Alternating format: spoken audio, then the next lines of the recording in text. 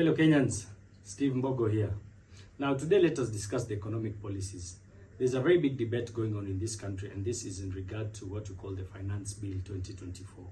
And many Kenyans feel that the drafting of this Finance Bill is way above what Kenyans expected. Now, anyone who's been keen enough, it is evident today that the economical policies implemented in this country today are dictated by the Bretton Woods institutions. That is basically the World Bank and the IMF. Now, when you look at the characters that are in charge of our economical dockets in Kenya, specifically I'll speak about the Central Bank Governor and the Minister of Finance. The Central Bank Governor today is one Kamau Thuge. Kamau Thuge is a former IMF employee, and he served in IMF for 20 years. In IMF, Kamau Thuge was what we call a debt expert. He was in charge of formulating policies to deal with debt-driven countries in developing countries. Kamau Thuge served as the PS of finance during Uhuru's time. When Ruto came into power, he appointed Kamau Thuge as the central bank governor. The other gentleman is Njuguna Ndung'u. Njuguna Ndung'u is the current Minister of Finance, and formerly he was the central bank governor. Njuguna Ndung'u also served in the Global Advisory Committee of the World Economic Forum. Remember, the World Bank, the IMF, and the World Economic Forum are one of the biggest organizations that are in charge of implementing what we call the New World Order. When you look at the New World Order agenda, they're talking and thinking of creating a new economical system in the whole world. And what normally happens when one wants to create a new system, the first thing you do is destroy the current one. So all these policies, and that's why people are complaining, there's no policy that makes sense. Look at the Finance Bill 2024.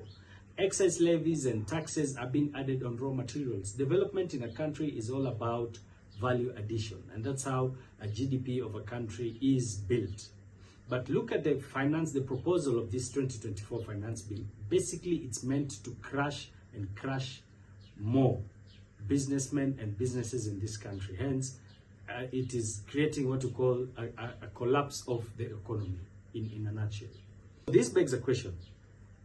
If these individuals were serving during Uhuru's time, and Kenyans felt, and William Ruto, when he was campaigning, he felt that these people were running the country in the wrong way, why did he then have to bring the same people? All he did was he swapped them. The one who was in Central Bank now is in Treasury. The one who was in Treasury now is in Central Bank. So it means the people who are dictating these individuals being in office are not even our current president or current government.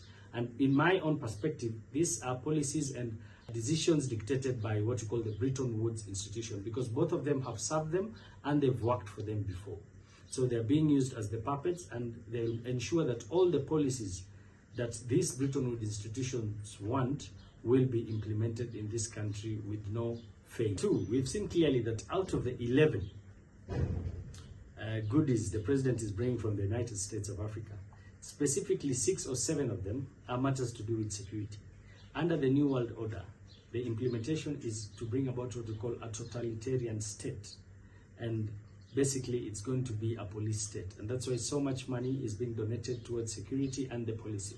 It's even funny now, we even have donations for prisons. In this country, very soon, you'll see implementations of policies now to even build what we call VIP prisons for people like me and you and the rest of Kenyans who will not abide or accept these policies being implemented. So Kenyans, let us wake up before it's too late. And I want people to go and read about the New World Order, go read about the World Economic Forum, go read about the IMF, the World Bank and their policies. Go read about the Bretton Woods institutions in a nutshell. Then we compare notes.